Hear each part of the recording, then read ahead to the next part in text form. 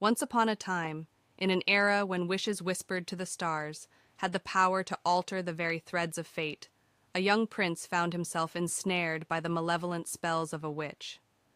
With a mere twist of her twisted fingers, she condemned him to existence within the cold, unyielding iron walls of a stove, hidden deep in the heart of an ancient, whispering forest. Seasons melded into years and years into decades, yet no hero emerged to shatter the curse that bound him to his iron prison. In the same realm, yet a kingdom apart, a princess, in the bloom of her youth, found herself ensnared by the forest's untamed beauty, her path back to her father's castle obscured by the towering embrace of the trees. For 9 long days and nights she wandered, each step leading her deeper into the heart of the unknown, until, by a twist of fate, she came upon the iron stove, a silent sentinel in the clearing. From within its iron confines, a voice, as clear and real as the wind rustling through the leaves, broke the oppressive silence.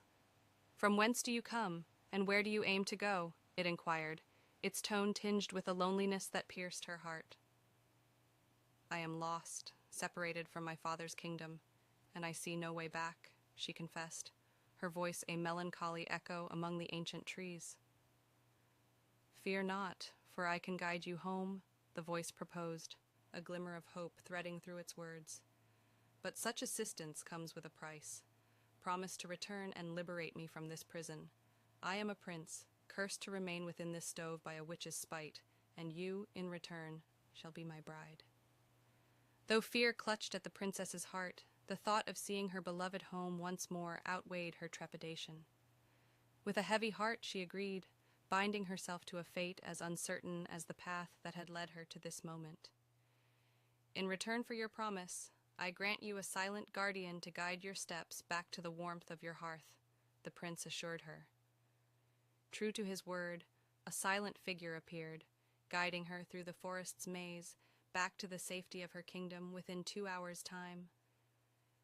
Her return was met with a joy that filled the castle's halls with laughter and tears. Her father, the king, embraced her, relief and love evident in his eyes. Yet, the weight of her promise hung over her like a shadow amid the light of her homecoming. She confided in her father, revealing the vow she had made to the mysterious voice, to return, to free him, and to unite her life with his. The king, driven by fear for his only daughter's safety, devised a plan. In her stead, they would send the miller's daughter, a beauty in her own right, armed with a knife and a hope to scrape away the curse that bound the prince. But as the first light of dawn crept over the horizon, it became clear that their plan was in vain. The voice from within the stove discerned the truth. "You are not the one who promised to return," it declared, sending her back from whence she came. Undeterred, the king tried once more, this time with the swineherd's daughter, whose beauty outshone the miller's. Yet, despite her efforts, the stove remained unyielding. As daylight broke, the voice inside spoke once more, its patience waning. "Bring back the princess who made the vow, for without her, the kingdom itself stands on the brink of ruin."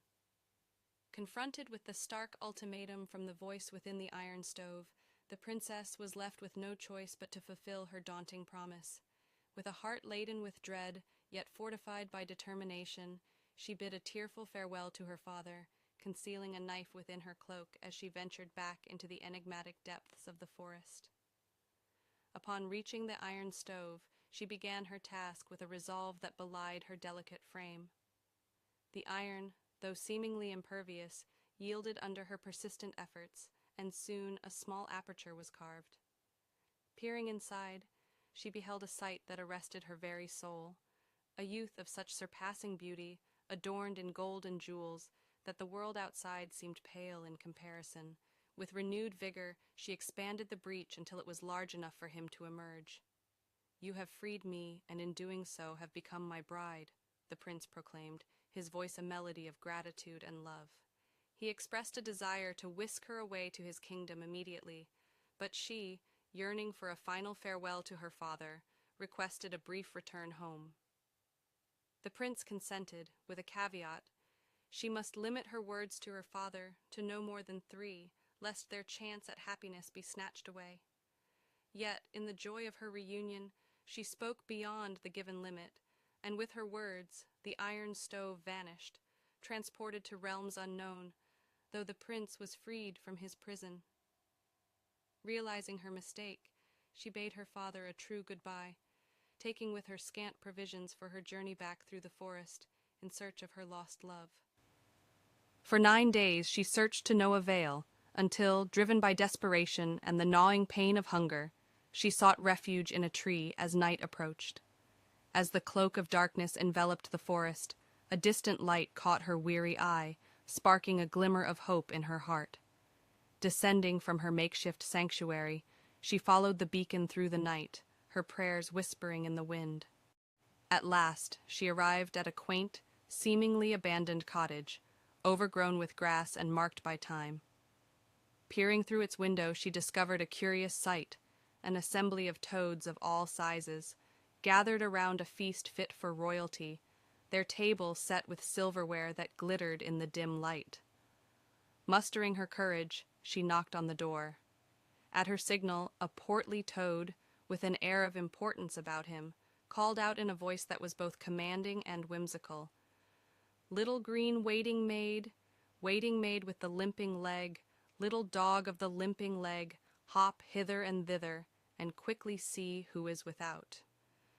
At his command, a smaller toad hobbled to the door, opening it to reveal the princess standing on the threshold, a figure of both hope and despair. Upon her arrival at the small, overgrown house, the princess was greeted by an assembly of toads, each more peculiar than the last. The eldest, a corpulent toad with an air of authority, summoned a box with the promise of aid for her quest. From it, she received 3 large needles, a plow wheel, and 3 nuts, magical items destined to aid her in the trials ahead. With these tools, she navigated the perilous landscapes that lay between her and her beloved, each obstacle a testament to her unwavering resolve.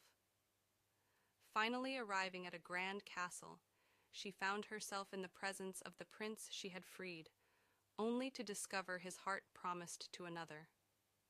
In the shadows of her servitude, she cracked the first of the toad's nuts, revealing a dress of such splendor it caught the eye of the prince's intended. Bargaining with the dress, she secured a night in the prince's chambers, hoping to awaken his memory of their bond. Despite her pleas, he remained unresponsive, lost in an enchanted slumber. Undeterred, she repeated her attempts over 2 more nights, each time revealing dresses of increasing magnificence from the enchanted nuts, and each time her heartfelt cries went unheard. It was not until the final night, when the prince, wary of the sleeping draft, stayed awake to hear her lamentations, that he recognized his true savior. In the stillness of the night, they fled, overcoming the magical barriers that once separated them with the aids given by the toads. Their return to the little house revealed its true nature as a grand castle, and the toads as enchanted royalty, now restored to their true forms. Their union was celebrated with a joyous wedding, merging their destinies and kingdoms. The princess and the prince, alongside the rejuvenated royal toads, lived in a harmony that bridged their worlds, their happiness a beacon across their lands. In time, they brought the old king to their castle, ensuring that no heart remained burdened by solitude. As the kingdoms flourished, so too did the tale of their adventure, a story of love's triumph over enchantment, whispered on the winds and sung by the bards. And in this way, the tale weaves its way to us, a reminder of the magic that binds